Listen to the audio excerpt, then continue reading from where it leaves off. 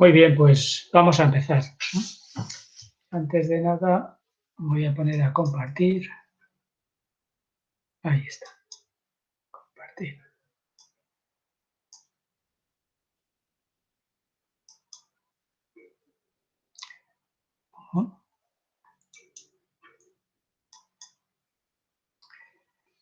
De acuerdo.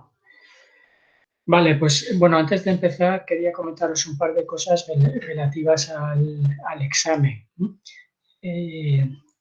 Ayer me telefoneó Celia y me ha confirmado que la fecha no se cambia, o sea que va a ser la misma fecha. La banda horaria también, lo único que la duración es 1 hora y media en vez de 3 horas, que era lo que teníamos. Bueno, el examen al ser a través de Moodle, yo pensaba hacerlo de 1 hora y media, así que no hay ningún problema por ahí, ¿de acuerdo? Entonces contamos con eso. Y ya que estamos hablando del examen, pues aprovecho para comentaros que las preguntas procuro siempre que sean lo más concretas posibles, ¿no? O al menos eso es lo que intento. Entonces, hay muchas preguntas que tienen subapartados A, B, C, ¿de acuerdo? Entonces, para contestar esas preguntas, se contesta subapartado a subapartado. No me hagáis mezclas porque eso es mala política, eso no funciona bien. A cada una de las preguntas, una respuesta. ¿Cuántas preguntas? Pues a falta de decisión final, 10. ¿Vale? No van a ser más de 10, estarán entre 8 y 10. Son preguntas intermedias y para bien o para mal podéis tener todos los apuntes delante, ¿de acuerdo? Así que bueno, no voy a preguntar nada que esté escrito en los apuntes. Voy a preguntar cosas que se puedan deducir de los apuntes o que hayamos visto en clase. En fin. Muy bien, pues si os parece voy a empezar y luego si tenéis alguna cuestión, imagino que relacionada con el examen, pues me la podéis hacer, ¿vale? Pero ahora vamos ya a entrar en materia y para hoy tenemos la última parte del tema 10. El tema 11 sabéis que no se da desde hace años porque realmente el tema 11 es... el tema 11 se da en muchas sesiones de prácticas y en alguna de teoría, ¿no? Es como un recopilatorio. En el tema 10 he actualizado este material, que es lo que vamos a ver hoy. De acuerdo a presentación PowerPoint, tema 10, parte 2. Y aparte, pues siempre aconsejo seguir los materiales que tenéis en web. Bien, pues ahora yo creo que ya me puedo ir directamente al PowerPoint y aquí está. Hemos preparado esto para hoy. Vamos a ver la integración de la información visual, ¿no? Cómo se integra toda la información que tenemos de forma, movimiento, profundidad, velocidad, orientación, etc. Entonces quiero partir de una pregunta sencilla, que sería la percepción de un coche rojo, como este que tenemos aquí, que circula por la autovía. Entonces, bueno, para percibirlo es fundamental responder estas dos cuestiones. ¿Qué es y dónde está? ¿No? Tenemos que identificar ese coche rojo y tenemos que situarlo dentro del contexto, dentro de su situación.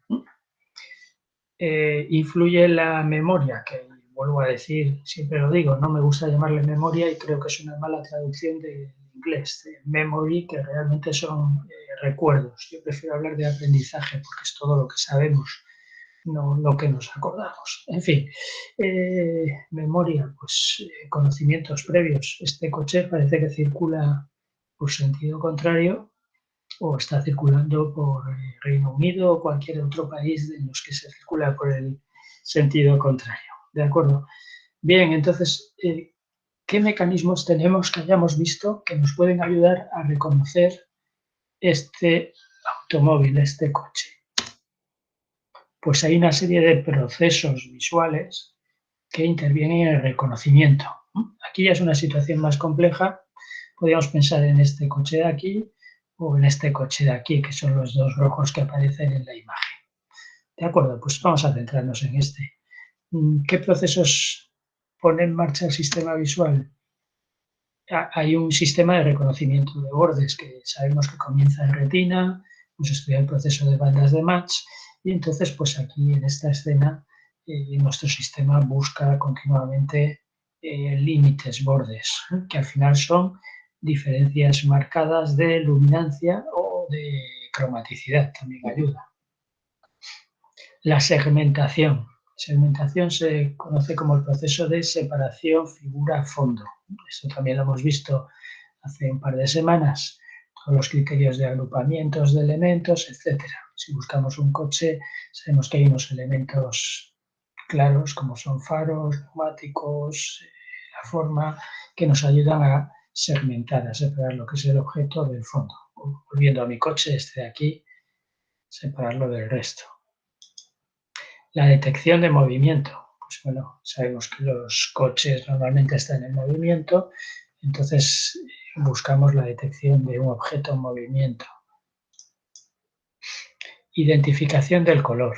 Y aquí intervienen las células oponentes del parvo y el conio celular, pues el saber que va a ser un objeto de color rojo, pues rápidamente nos ayuda a eliminar cualquier otro posible objeto similar, como sería cualquiera de estos coches.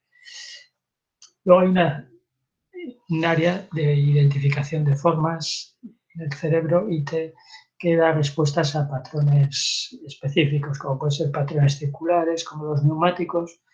Vale, en este caso, como están de lado, pues a lo mejor no son tan fácilmente identificables, ¿no? Pero en caso de estar de lado, sí. El aprendizaje, la memoria. La silueta de un coche es para nosotros un objeto conocido. Eso nos facilita la identificación. Mecanismos de detección e identificación en niveles superiores y mecanismos de cálculo de la posición y la velocidad con la que se desplaza. ¿De acuerdo? Entonces, todos estos procesos sabemos que están ocurriendo cuando identificamos un objeto. En nuestro caso, ese coche rojo. Pero, ¿cómo se integra toda esa información? ¿Cómo se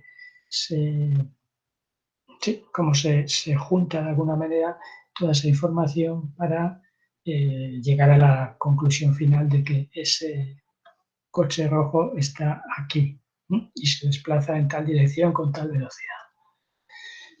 Bueno, pues vale, si nos vamos hacia atrás, tema 1, ya vimos que nuestro sistema tenía estos tres caminos visuales paralelos, macrocelular, parvocelular y coniocelular, que realmente surgen desde la retina hasta el núcleo geniculado lateral y de ahí hasta el córtex visual, hasta V1. Son como tres mangueras de información paralelas e independientes. Entonces podemos decir que hay una especialización funcional del sistema visual. Esto quiere decir que hay distintas funciones asignadas a distintas zonas, distintas áreas, distintos grupos de neuronas. También lo vimos aquí en esta famosa tabla, de la que os recuerdo que lo que estaba remarcado es lo que os debéis conocer bien. Pues, bueno, aquí tenéis las características de los tres caminos, magno, parvo y conio. No voy a entrar en detalles ahora, ya lo hicimos en su momento. Lo que sí sabemos es que pues, aquí al final lo que tengo son neuronas que son diferentes en cuanto a todas estas cosas. La velocidad de conducción, la respuesta a un escalón de luminancia, las conexiones que tiene, el que tenga o no tenga antagonismo espacial y oponencia espectral, que colaboren, entre comillas, con los bastones o no, que tengan un input de bastones, en fin, todas esas funciones. Entonces, hay una especialización de funciones para todas las neuronas del sistema visual. Esto significa que no todas las neuronas son iguales, sino que todas las neuronas son más bien diferentes, a distintos niveles, me refiero.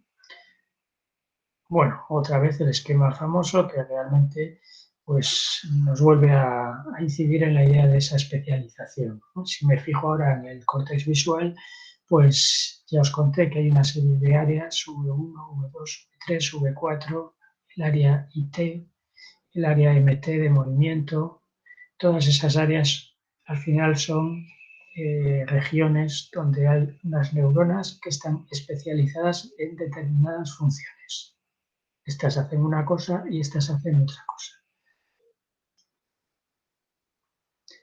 Bueno, eso también se ve en la anatomía, ¿no? Cuando estudiamos las conexiones del núcleo geniculado lateral hasta el córtex visual V1, vimos que no todas las conexiones entraban en el mismo nivel, enchufaban en el mismo sitio, para entendernos, ¿no? En la capa 4, bueno, el cerebro sabéis que es como un sándwich con 6 capas, 1, 2, 3, 4, 5 y 6 capas de neuronas, y en la capa 4, en la zona más profunda, entran las conexiones de magno celular y en la más superficial, la de parvo celular, mientras que las conexiones de conio celular entran en niveles 2 y 3, especialización y diferenciación. También hemos visto esa especialización, en la existencia de canales de información independientes, ¿no? Canales y vías de información independientes. Voy a recordaros 4 ejemplos que hemos visto a lo largo de este curso. El primero, en visión de contrastes, pues esta figura correspondía a una CSF normal, y en el experimento de Blackmore y Campbell se llegaba a la conclusión de que había una serie de canales de información de contraste, ¿no? Canales de frecuencia espacial. Esos canales funcionan de manera independiente. Otra vez nos encontramos con sistemas de información independiente. ¿Os acordáis que cuando se adaptaba una red de estos ciclos por grado, pues solamente se afectaba este canal, mientras que los otros seguían igual, ¿no? Eso para visión de contrastes. Para visión de color, pues también vimos que hay canales de información independientes, el A, el T y el D, que están representados en esta figura. Longitud de onda, sensibilidad, el acromático, coincide con la curva de V-lambda, el canal T, que es una oponencia rojo-verde, y el canal D, que es la oponencia azul-amarillo. Canales de información independientes y paralelos. Todo esto quiere decir que parte de la información se procesa aquí, parte de la información aquí, parte en cada uno de estos canales. Más ejemplos. Bueno, para visión de movimientos vimos hace una semana la ilusión de la cascada. Y ahí pues llegamos a la conclusión de que había unos canales de movimiento direccionales de arriba hacia abajo, y cuando saturábamos ese canal veíamos la cascada como si el agua subiera, es decir, canales direccionales abajo arriba. También vimos esto, lo que era una unidad de Reysa, ahí aparece la unidad de Reysa, que era uno de los modelos de movimiento que vimos, y realmente esto que es, pues era un grupo de filtros de frecuencias temporales y frecuencias espaciales que daban respuesta a un determinado a un rango de movimientos, ¿no? Combinando una serie de frecuencias temporales y una serie de frecuencias espaciales, podíamos detectar un movimiento en una determinada dirección y con una determinada velocidad. Os recuerdo que este segmento representaba el movimiento de un objeto, ¿no? Esto es un objeto desplazándose, un objeto sencillo desplazándose. Bien, entonces también pues aquí lo que tenemos es información organizada en distintos filtros, cada uno un canal de información diferente. Finalmente también vimos en esta asignatura y antes también en optometría la estereosis. En la estereosis hay neuronas específicas para una determinada disparidad binocular. ¿Qué significa eso? Pues también un canal de información que da información exclusiva para un determinado grado de disparidad binocular. Si la disparidad binocular es otra, la detectará un canal diferente.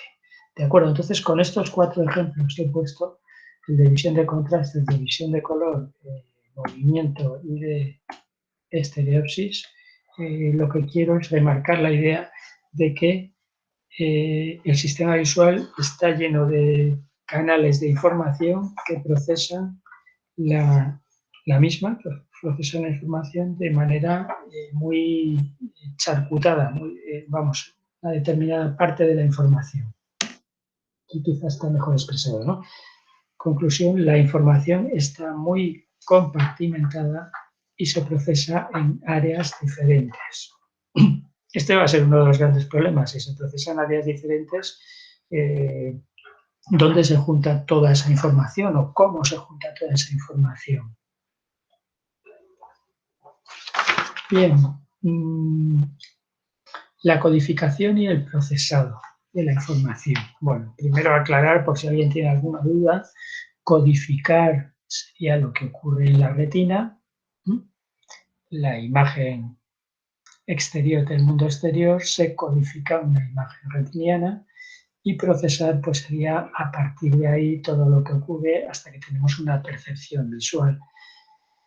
En nuestros laptops, en nuestros ordenadores, pues hay una codificación punto a punto. Eso quiere decir que la pantalla está formada por puntos iguales, los famosos píxeles, y cada punto tiene la misma información que el de al lado, en el sentido de que son todos iguales. La codificación es igual para cada uno de esos píxeles. ¿De acuerdo? Bien, pues nuestro sistema no funciona así. Y bueno, ya lo sabéis, yo simplemente lo estoy recordando. Entonces, bueno, pues tiene ventajas e inconvenientes. El codificar punto a punto supone en este sistema que cada punto de la pantalla debe tener una conexión a la CPU, ¿no? al procesador.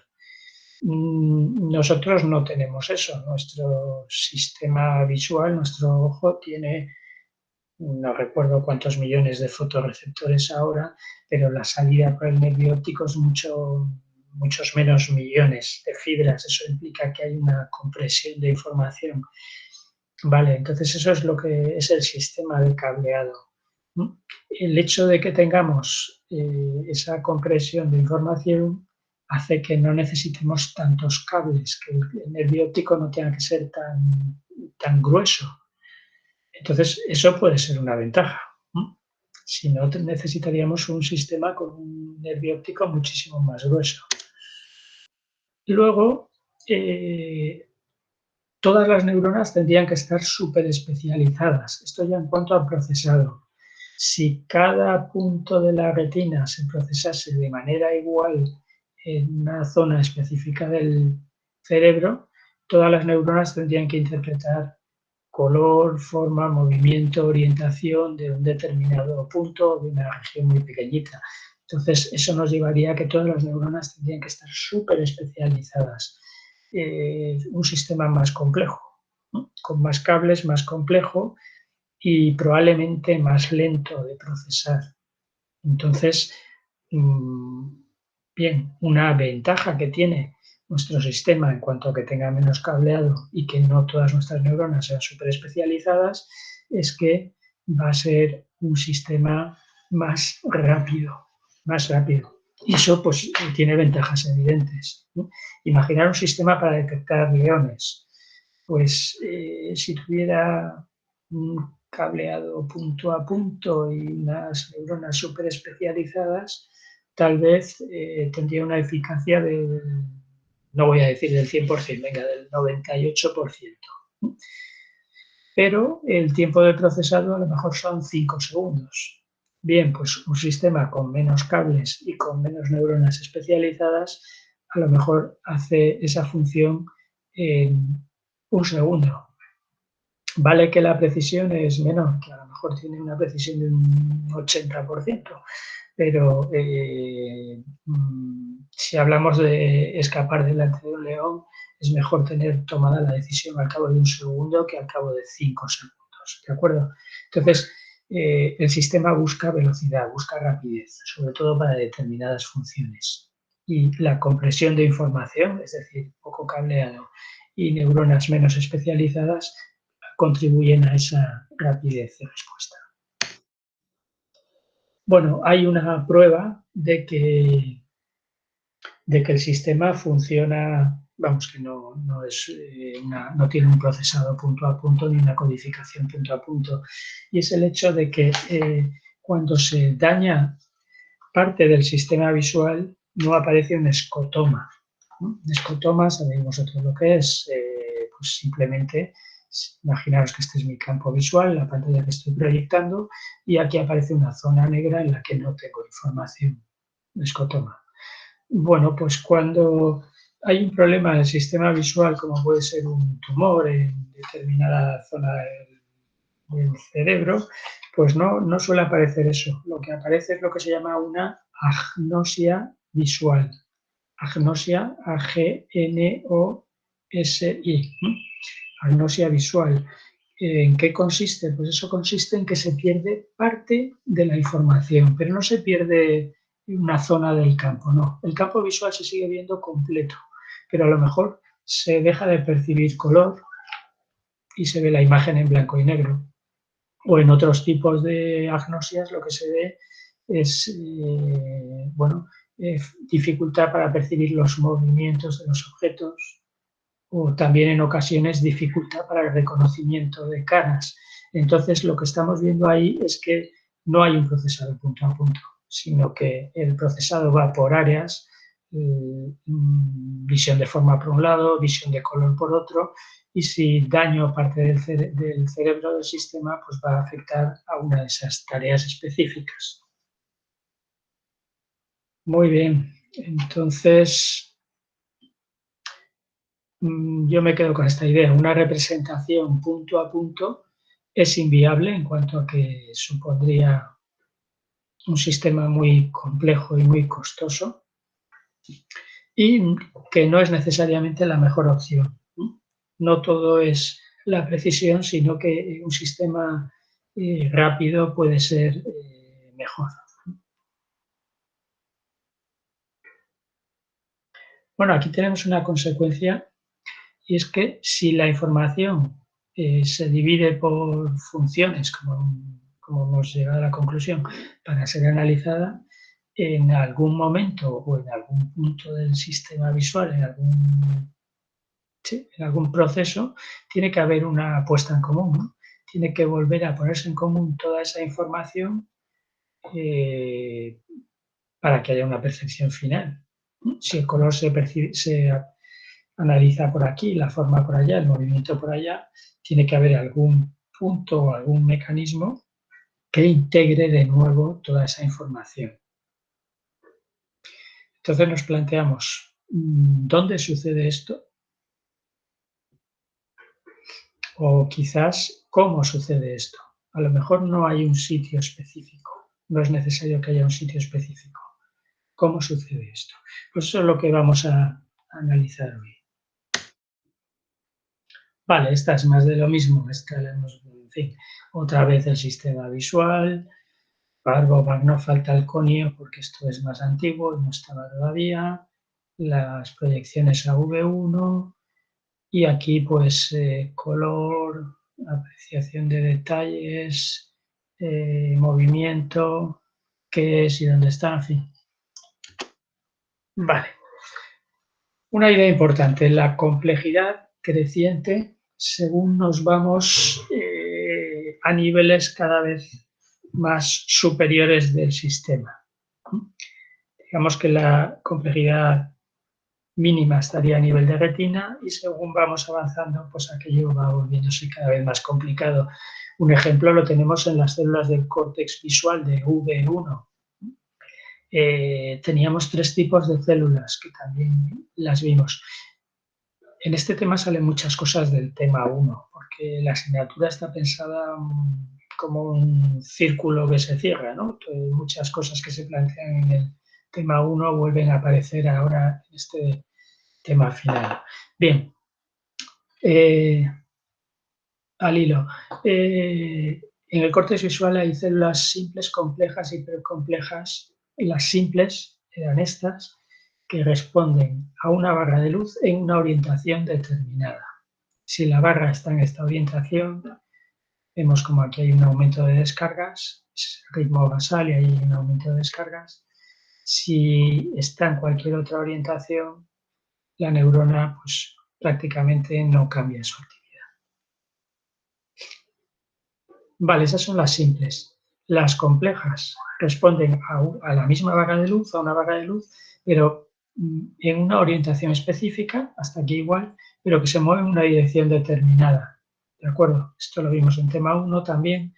La célula compleja que estaba unida a 3 células simples y la barra en la orientación vertical era la que daba máxima respuesta. De acuerdo, pues aún las hay más complicadas. Están las hipercomplejas, que aquí había de 2 tipos. Hipercomplejas responden a una barra de luz en una orientación específica, moviéndose en una dirección determinada, hasta aquí como las complejas, y además que tienen un tamaño específico.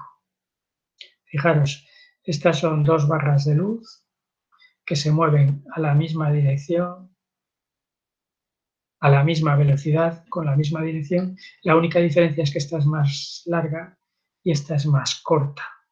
¿De acuerdo? Pues esta, a la célula que estoy viendo, a la neurona, prácticamente no cambia su respuesta, no le afecta.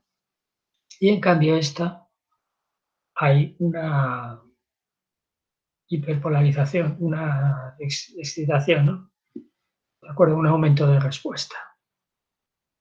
¿Vale? Entonces está codificada para responder a ese estímulo. Complejidad creciente. Podemos decir que hay una estructura jerárquica en el sistema visual. Esa es una idea de Havel y Wiesel.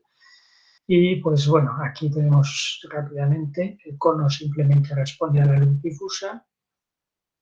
Una neurona ganglionar, una célula ganglionar responde a un punto luminoso con un tamaño específico ya. Ahí vimos los campos receptivos de células ganglionares, esos campos circulares. Las células simples ya responden a una barra de luz con una orientación específica, las complejas a una barra de luz en una orientación específica, moviéndose en una dirección determinada, etc. Las hipercomplejas que os acabo de mostrar. Bien, pero eso que hemos visto ahora, que digamos que es una jerarquía, una estructura jerárquica en cuanto a la complejidad del sistema, también se ve en lo que son los procesos. Hay una jerarquía en los complejos visuales, en los procesos visuales. Fijaros, esto que vamos a ver ahora es muy curioso. Bueno, voy a poner un vídeo, entonces vais a ver una red espacial que es esta, que se va a mover en esta dirección, la dirección que marca la flecha. Y vamos a ver, pues eso, que se desplaza en esa dirección, es la apariencia. Luego veremos otra que se desplaza hacia arriba, dirección opuesta, y sucede lo mismo, lo vamos a ver muy bien. Y cuando se combinan estas dos, es decir, un estímulo en el que yo vea simultáneamente esta que se desplaza hacia abajo y esta que se desplaza hacia arriba, pues el resultado final es como si fuese un único objeto, es lo que vamos a percibir, y que se desplaza en la dirección intermedia, se desplaza hacia allí. Curioso. Vale, ¿qué sucede? Que en este primer caso están actuando células de V1, el córtex visual primario. Cierta célula de V1 responde a este estímulo. Es decir, dentro de V1 hay células que responden a ese estímulo. Con este lo mismo. Otras Cuando hablo de células ya sabéis que siempre hablo de neuronas. Otra célula está distinta también en V1, responde a esa otra dirección. Pero a esta, la que responde, es una célula más compleja. Es una célula que está en MT, V5 o MT le llamamos, es la que responde a este estímulo. ¿Vale? Entonces hay una jerarquía del procesado. Vamos a ver el vídeo.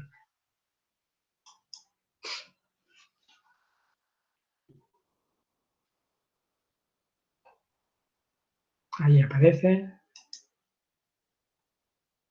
Veremos las tres simultáneamente.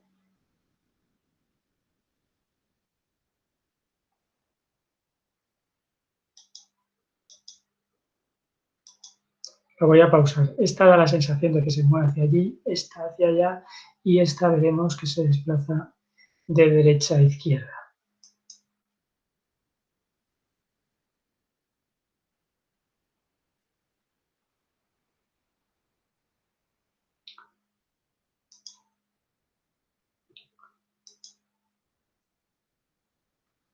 Bueno, eso es un proceso en el que hay jerarquía en el procesado. Otro más. Esto es otro ejemplo de esa jerarquía en distintos niveles.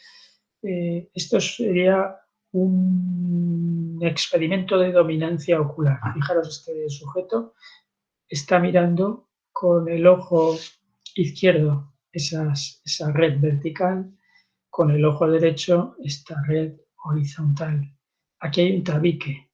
Entonces, es un ojo frente al otro. Sería un experimento de rivalidad binocular o de dominancia ocular.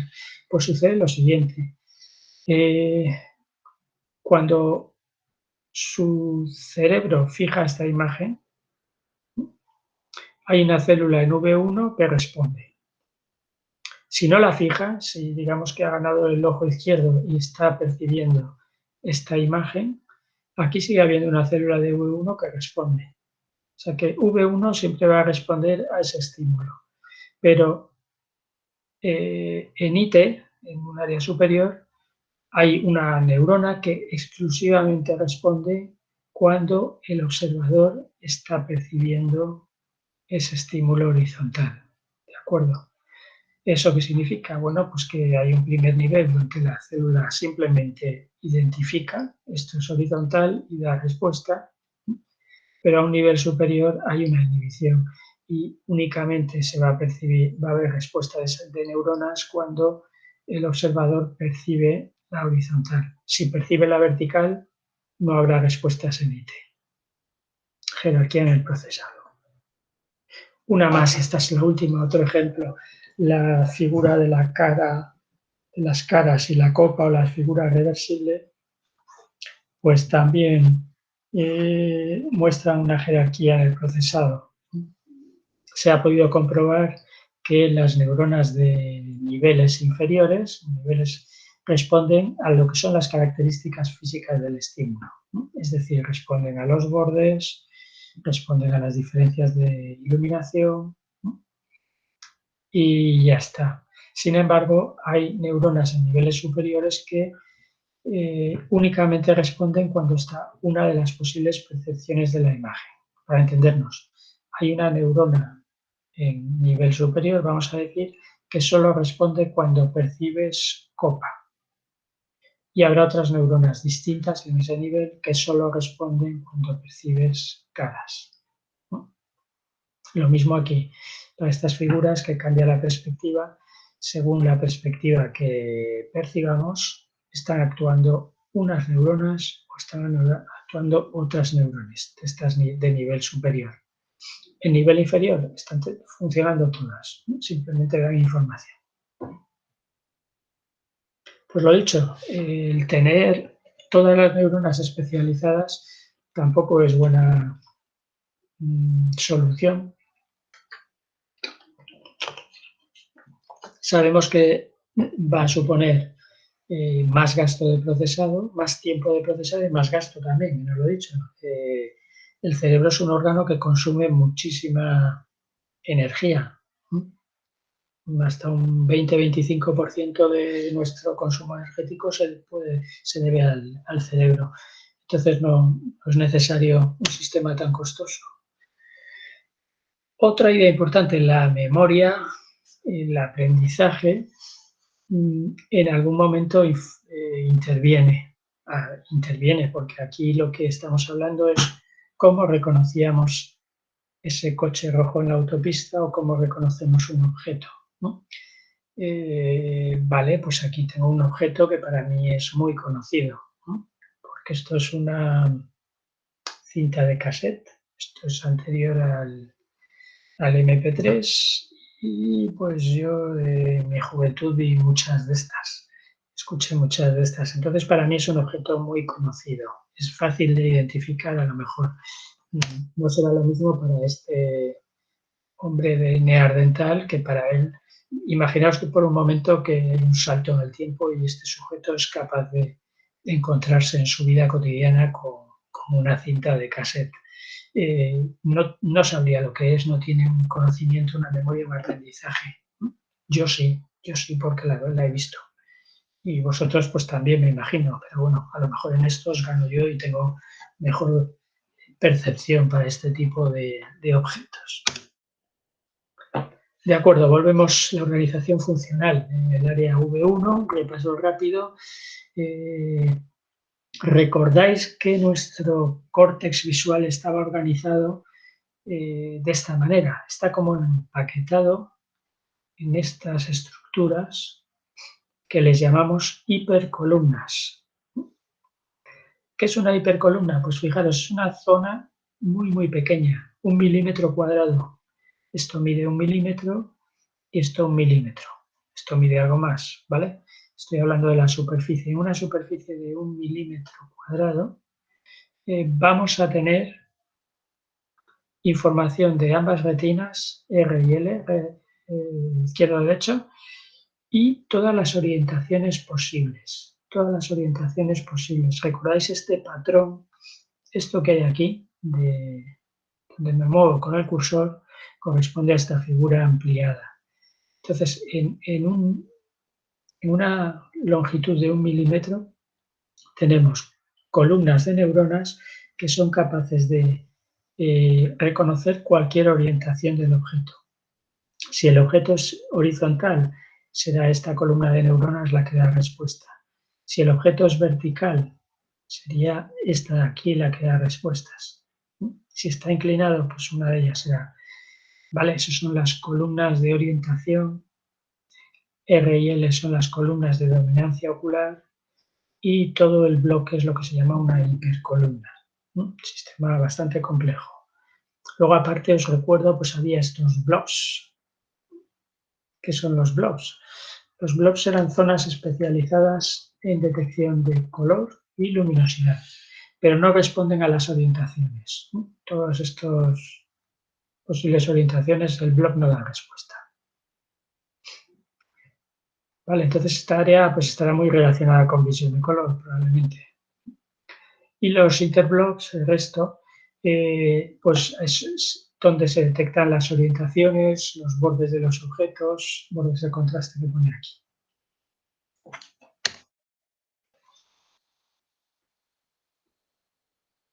Bueno, eso era la estructura del córtex visual primario, V1 también se llama. Pues desde V1 la información fluye a otras áreas cercanas. Vale.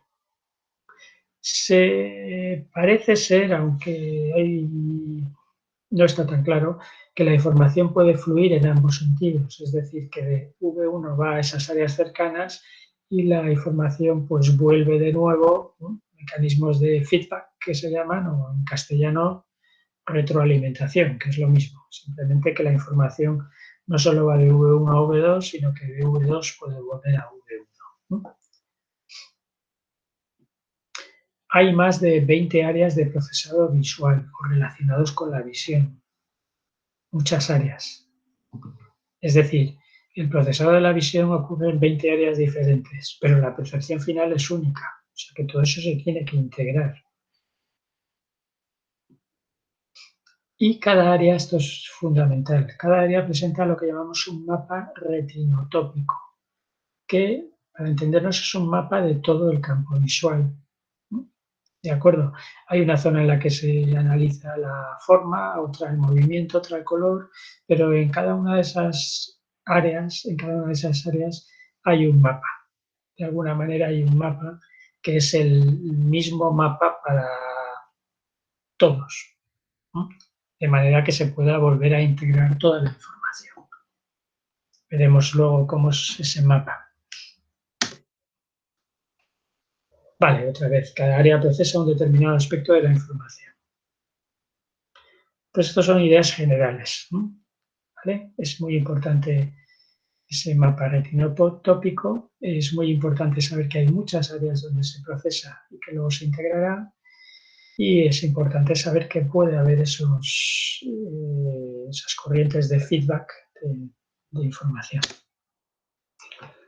Rápidamente, la información entra por V1, punto de entrada, pasa a V2, que es un distribuidor de información.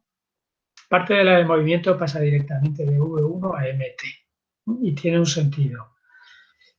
V3, de V2 pasa a V3, V4 y V5, ¿de acuerdo? V3, V4 y V5. No es que vaya en cadena, sino que directamente desde V2 hay un ramal hasta V3, hasta V4 y V5. V3 y esas áreas IT y LOC se encargan de detección de formas y profundidad. Información acerca de movimiento, de giros, cambios de movimiento y tal, también se codifican en ese área. V4 el color, y también está relacionado con la orientación de líneas, ojo. Y V5, que es lo mismo que MT, debería haber puesto MT aquí porque últimamente es la nomenclatura que uso siempre, MT, Motion, detección de movimientos, velocidad y dirección, movimiento global, independientemente de color y forma. De acuerdo. Cuando necesitamos detectar cualquier información que puede ser peligrosa para nosotros, por ejemplo, nos lanzan una piedra, la piedra entrará por un borde del campo visual rápidamente. Entonces, la misión fundamental no es identificar el tipo de piedra, si es basalto, granito o cualquier otra variedad. Lo que es fundamental es apartarse. Entonces necesitamos rapidez, no una tarea de identificación, sino una tarea de localización. Por eso pienso yo que V2 tiene conexiones directas a V5 para procesar. V1 tiene conexiones directas a V5 sin pasar por aquí para procesar muy rápidamente información de eso, de cualquier objeto que entra por los bordes del campo visual y que requiere una respuesta rápida. Bueno, algunas áreas más allá de la vía visual del sistema están en otras zonas un poco más alejadas, en el lóbulo occipital, esa zona de ahí, en el lóbulo temporal, lóbulos temporales a un lado y al otro, y el lóbulo parietal, ¿de acuerdo? O sea que no solo nos limitamos a V1, V2, V3, V5 es SMT o V5 y V4 que está ahí, sino que hay áreas muy cercanas. De hecho, la corriente Watt y la corriente Wear, que luego os recordaré, van por esos laterales. Bueno, cuestiones importantes. Hay un proceso que se llama cortical magnification, y si lo traducimos esto sería aumento cortical. Vale, no me gusta la traducción, pero se llama así, aumento cortical. Que lo que dice es que no hay una representación uniforme del campo visual. Me explico. nuestro sistema da mucho más peso a la información que está en el punto de fijación y cerca del punto de fijación.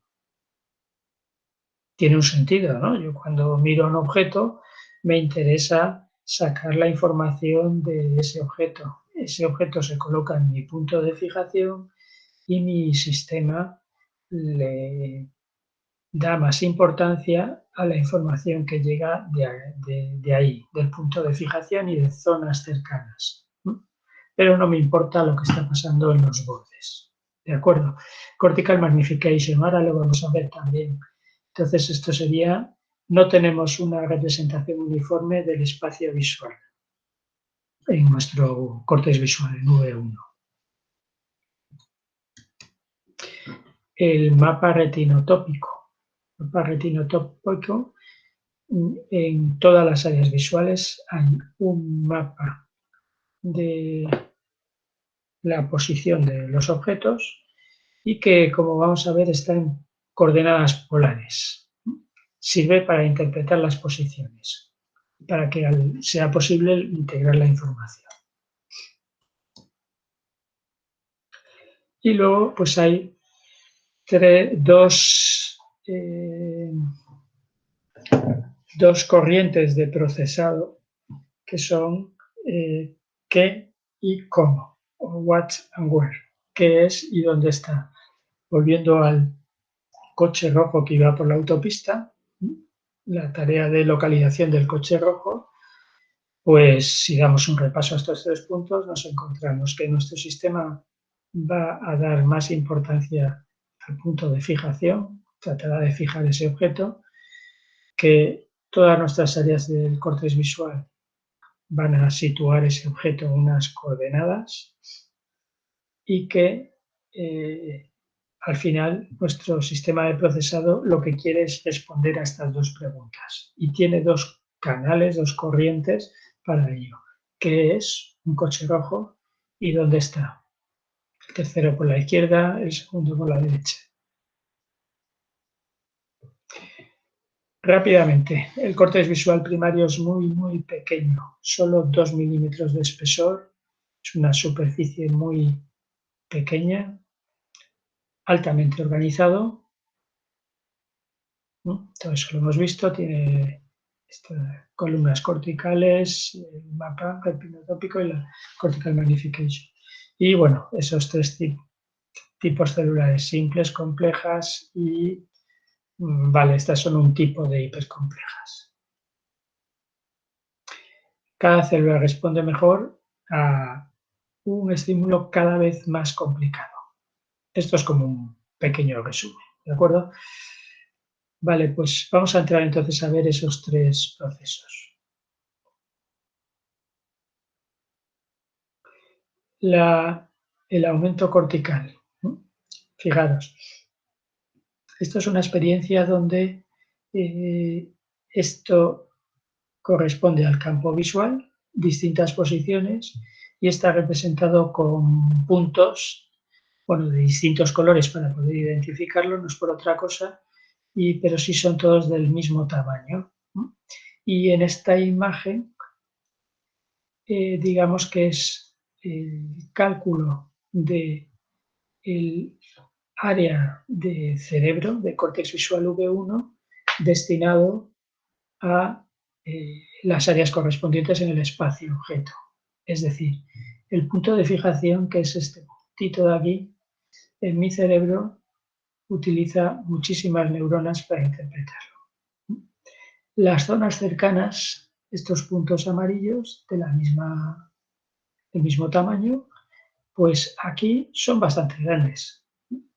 No son tan grandes quizá como el del punto de fijación, pero siguen siendo muy grandes. En cambio, fijaros como esto cada vez son tamaños más pequeños. Según nos vamos hacia la periferia, nuestra retina cada vez le da menos peso, menos importancia a la información que viene de ahí, de esas áreas periféricas. ¿De acuerdo?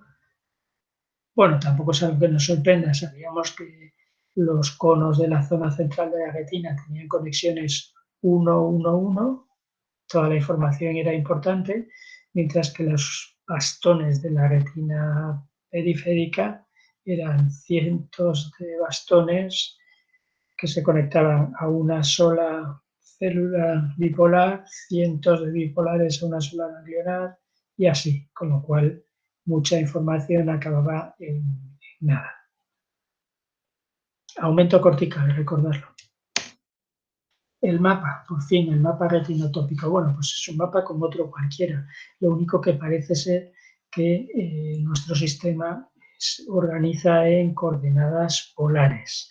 Esto significa que en vez de tener un sistema XY, pues realmente hay dos datos importantes. Uno es la distancia desde el centro de la fobia, lo que hemos llamado excentricidad. El centro de la fobia es distancia cero y según nos vamos alejando es una excentricidad mayor en cualquier dirección, ¿vale? Entonces aquí, bueno, esto reproduce un experimento en el que aquí tenemos bueno, excentricidades cada vez mayores, el azul es la menor, y esto es el mapa de representación en V1. Excentricidad cero en este punto y, bueno, las distintas excentricidades según nos vamos alejando. Vale, pues entonces, esto es un parámetro, la excentricidad. El segundo parámetro es este ángulo, es decir, el ángulo polar. Ángulo en un círculo horizontal con la fobia en el centro. Esto es un círculo horizontal con la fobia situada en el centro, ¿de acuerdo? Entonces, esas son las... Esto realmente lo que se puede decir de una manera más sencilla y es que el mapa retinotópico se organiza en coordenadas polares. Las coordenadas polares son la excentricidad y el ángulo polar. Pues pensar que en todas las áreas visuales vamos a tener de alguna manera un mapa codificado en coordenadas polares.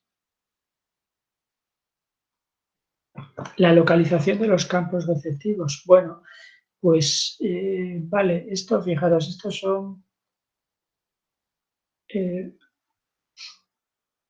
estamos mirando este cuadro para entendernos, esta imagen, y todas las neuronas que tienen campos receptivos en estos puntos, cerca del punto de fijación, pues están en una misma dirección. Mientras que neuronas que tienen sus campos receptivos en zonas adyacentes, como es este, eso verde, eso violeta y esto rojo, pues corresponde a la verde, la violeta y la roja. Están en zonas cercanas, pero no en la misma columna.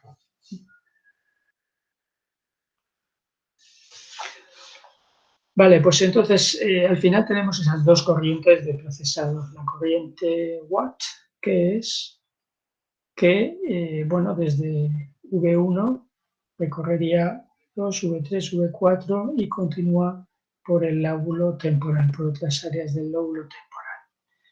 Y la WER, ¿dónde está? V1, V2 y MT y continúa por el lóbulo parietal o lóbulo dorsal.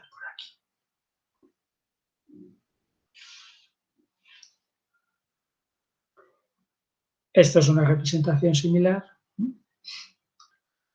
Se llama streams. Streams son corrientes en español.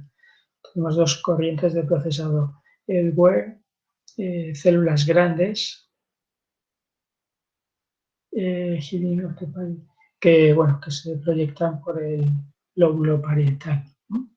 Información de profundidad, de dirección y de orientación del objeto. Realmente es una localización de dónde está en qué dirección se mueve, qué orientación lleva, qué profundidad, a qué distancia está, ¿no? Y la otra corriente, Watt, son células más pequeñas, partiendo por el lóbulo temporal IT. Y aquí, pues, si quiero saber qué es, me interesa la forma, me interesa el color y me interesa muchas veces el reconocimiento del objeto.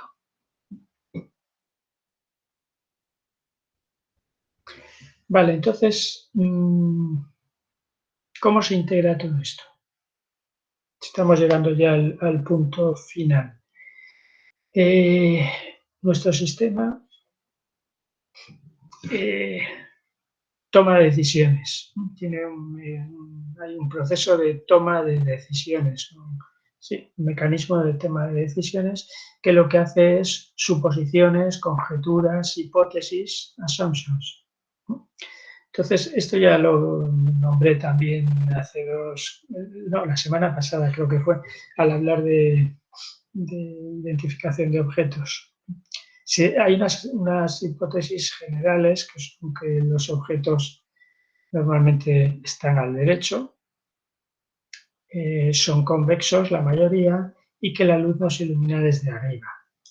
¿De acuerdo? Y es más, os puse este mismo ejemplo.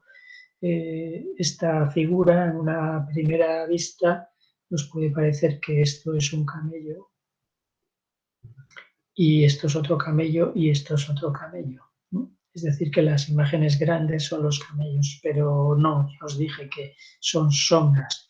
¿Por qué pensamos que son camellos?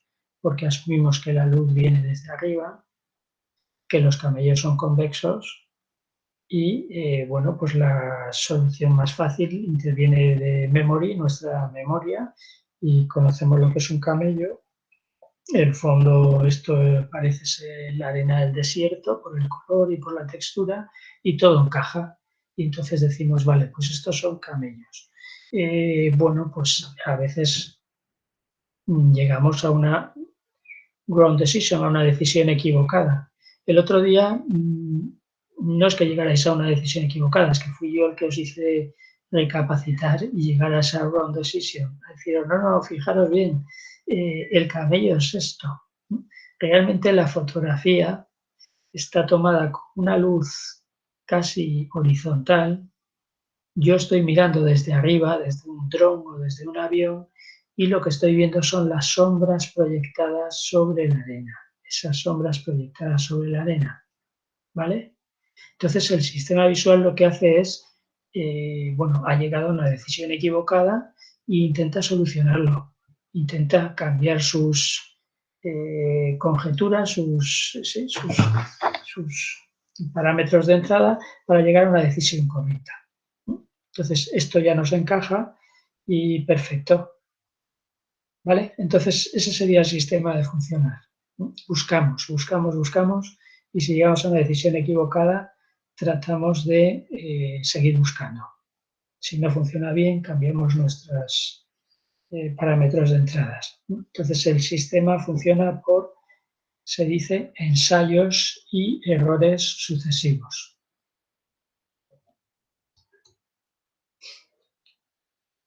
No siempre somos capaces de entender esas decisiones. Es decir, aquí en la imagen de los camellos, pues al final hemos llegado a un acuerdo y todo encaja y perfecto. Pero no siempre sucede. Teníamos estos dos ejemplos. Esto es una figura imposible. Entonces, la imagen tiene sentido en dos direcciones, pero en la tercera dirección ya no.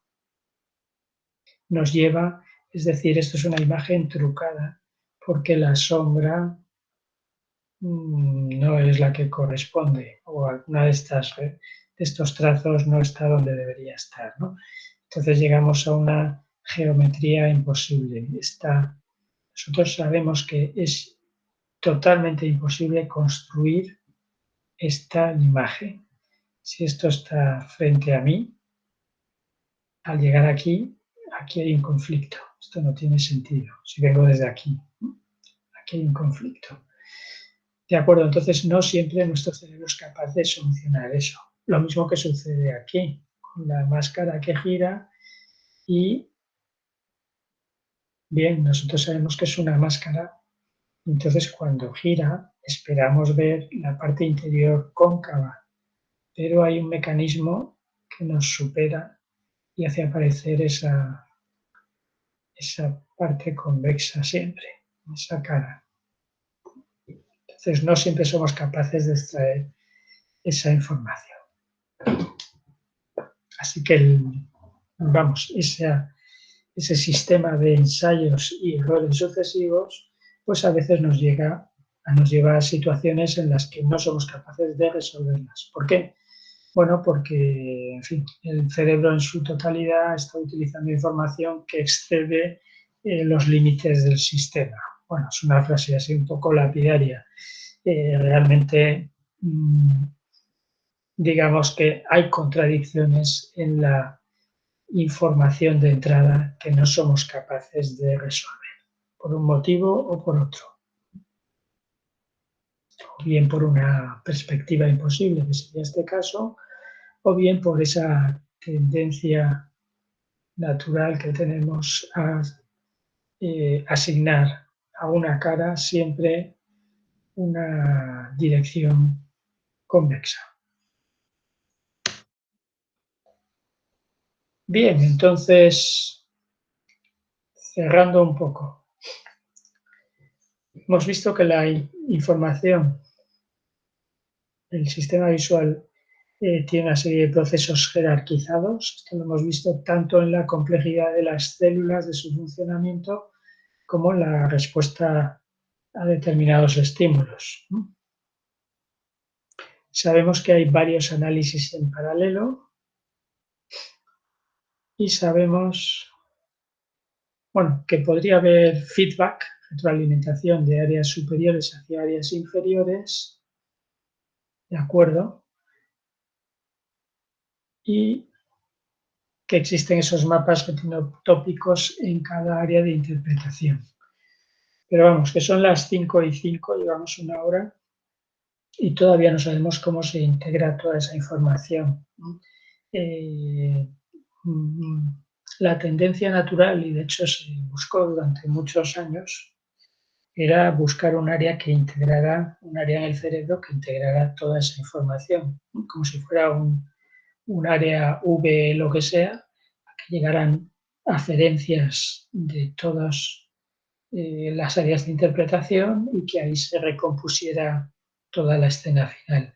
Pero eso parece ser que no existe, al menos no se ha localizado la existencia de ese área. Entonces hay que buscar otra solución, ¿no? ¿Cómo se puede integrar la información? Bueno, por una parte podría ser esos mecanismos de retroalimentación que volvieran hacia V1, por ejemplo, pero parece más lógico esto, o más real. Todos los procesos que tienen lugar al mismo tiempo pertenecen al mismo objeto o a la misma escena, si queréis. ¿De acuerdo? ¿Esto qué significa? Pues la información, vamos a volver al coche rojo, la información que llega a nuestro cerebro de este objeto, ¿no? Al llegar bueno, desde el principio, pues hay canales de color, canales de frecuencia espacial, canales de detección de movimiento, va por distintos sitios y se procesa en distintos lugares. Entonces, no hay un área de interpretación única como tal, pero nuestro sistema visual sabe que lo que está procesando al mismo tiempo en áreas distintas, en zonas distintas, pertenecen al mismo objeto. Todo lo que está interpretando sobre color, sobre bordes, sobre velocidad, desplazamiento, en un momento dado, en un instante, este segundo, digamos, pertenece al objeto que estoy viendo. Y entonces esa es la verdadera integración que ocurre. Sería algo de ese estilo. ¿De acuerdo?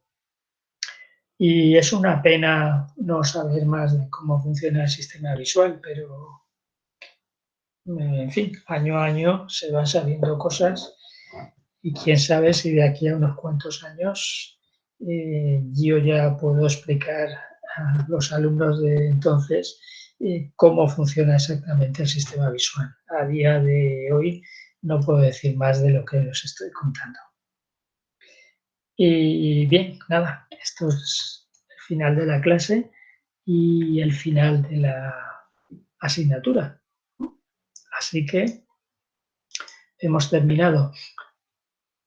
Vamos, voy a parar la grabación. Sí, vamos a pasar un momento al foro. Bueno, más que pasar al foro, como hemos terminado, si queréis podéis abrir los micros y no hay ningún problema. Podemos hablar. Pero vamos, yo me vengo aquí un momento al foro por si me queréis preguntar alguna cuestión. Los que todavía estáis por aquí. Oh,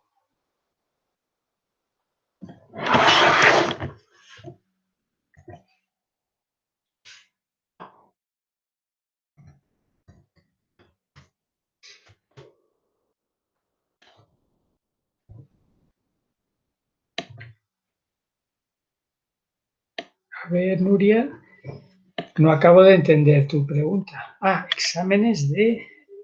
no habrá preguntas de teoría. Va a ser todo aplicado. No, vamos a ver. Todas las preguntas son de teoría. El examen es de teoría. Lo que no va a haber preguntas que digamos que sea cortar y pegar desde los apuntes.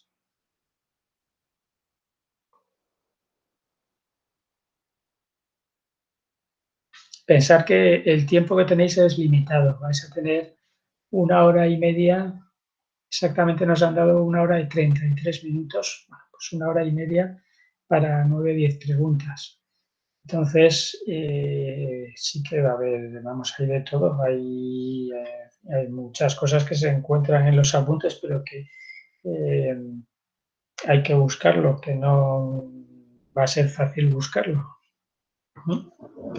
Si no te has estudiado la asignatura y si no conoces en profundidad el temario, pues no va a ser inmediato buscar las cosas. O esa es mi idea.